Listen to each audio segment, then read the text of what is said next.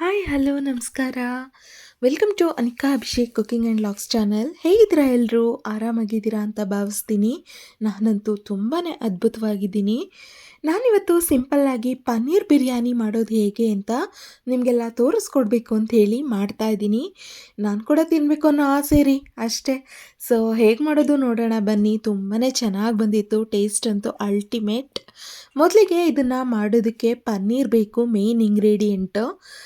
So ಒಂದು packet ಪನ್ನೀರನ್ನ ತೊಗೊಂಡಿದ್ದೀನಿ. ಮನೇಲಿ ಮಾಡ್ಕೊಂಡಿರಲಿಲ್ಲ, ಹೊರಗಡೆಯಿಂದನೇ ತರಿಸ್ಕೊಂಡಿದ್ದೆ. ಸೊ ಪೂರ್ತಿಯಾಗಿ 100 ಗ್ರಾಮ್ಸಷ್ಟು ಪನ್ನೀರನ್ನ ನಾನಿಲ್ಲಿ ಈ ರೀತಿ ದಪ್ಪ ದಪ್ಪ ಕ್ಯೂಬ್ಸಾಗಿ ಕಟ್ ಮಾಡಿ ಇಟ್ಕೊಂಡಿದ್ದೀನಿ.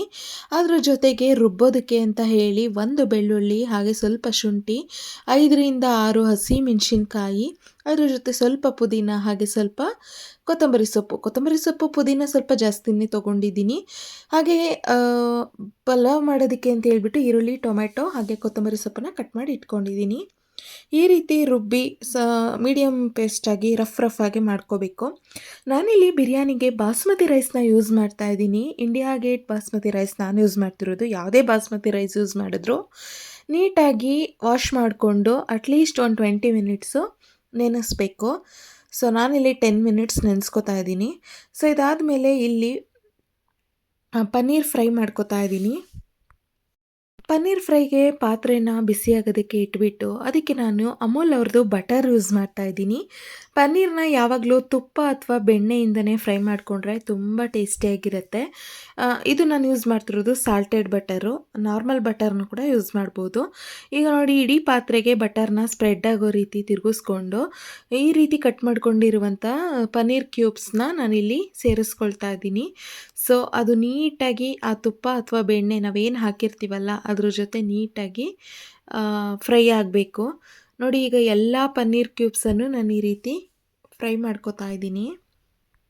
ಪನ್ನೀರ್ ಕ್ಯೂಬ್ಸ್ ಅಂತೂ ಫ್ರೈ ಆಗಿ ಎತ್ತಿಟ್ಕೊಂಡಿದ್ದಾಯಿತು. ಅದೇ ಪಾತ್ರೆಗೆ ನಾನೀಗ ಮತ್ತೆ ಆಯಿಲ್ನ ಹಾಕ್ಕೊಳ್ತಾ ಇದ್ದೀನಿ.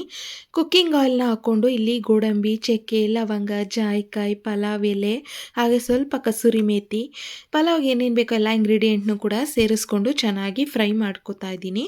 ಅದ್ರ ಜೊತೆಗೆ ಕಟ್ ಮಾಡ್ಕೊಂಡಿರುವಂಥ ಈರುಳ್ಳಿನೂ ಕೂಡ ಇಲ್ಲಿ ಸೇರಿಸ್ಕೊಳ್ತಾ ಇದ್ದೀನಿ. ಒಂದು ಅರ್ಧದಿಂದ 1 ಈರುಳ್ಳಿ ಅಷ್ಟೇ ನಾನು ಆ್ಯಡ್ ಮಾಡಿರೋದು.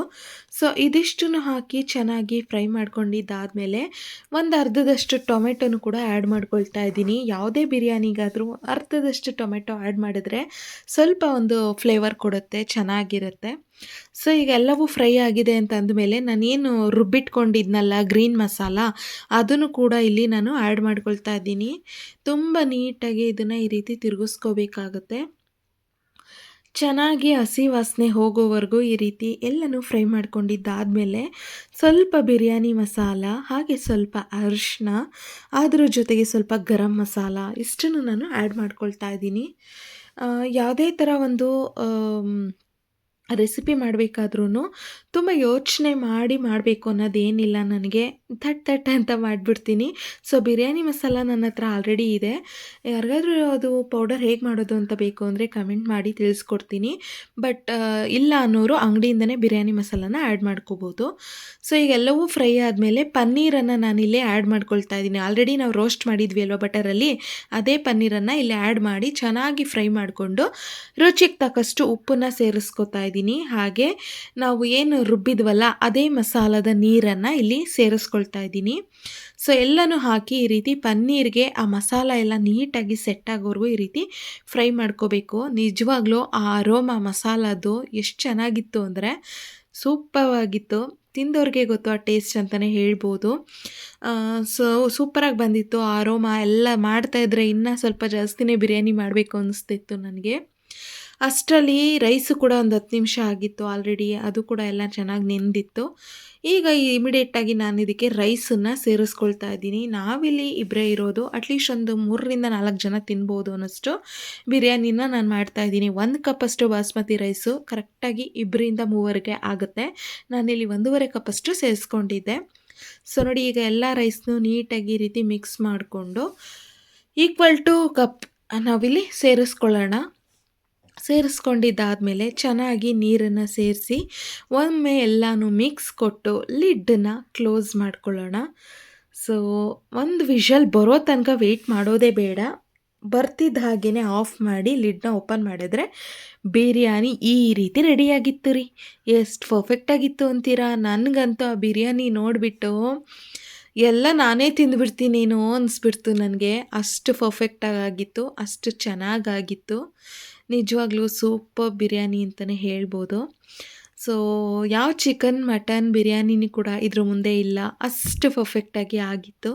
ಈಗ ಇದಕ್ಕೆ ಕೊತ್ತಂಬರಿ ಸೊಪ್ಪನ್ನು ಹಾಕಿ ಸರ್ವ್ ಮಾಡಿದರೆ ಪರ್ಫೆಕ್ಟ್ ಆಗಿರುವಂಥ biryani.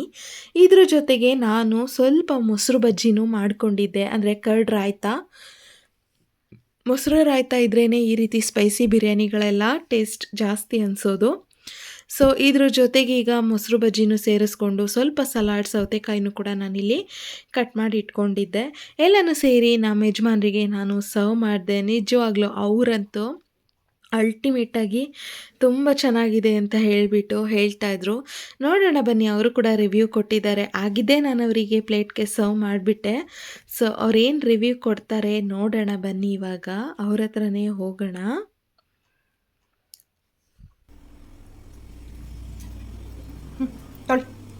Thank you Anika. Taste ನೋಡ್ಬಿಟ್ಟು ಹೇಳಿ ಹಿಂಗಿದೆ ಇವತ್ತು ಪನ್ನೀರ್ ಬಿರಿಯಾನಿ. ತುಂಬ ದಿನ ಆದಮೇಲೆ ನಮ್ಮ ಮನೆಗೆ ಪನ್ನೀರ್ ಬಿರಿಯಾನಿ ಮಾಡ್ತಾರೆ. ಹೌದು, ಪನ್ನೀರ್ ಮಾಡಿನೇ ತುಂಬ ದಿನ ಆಗೋಗಿತ್ತು.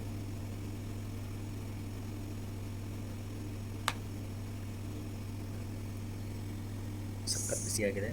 Looks very yummy.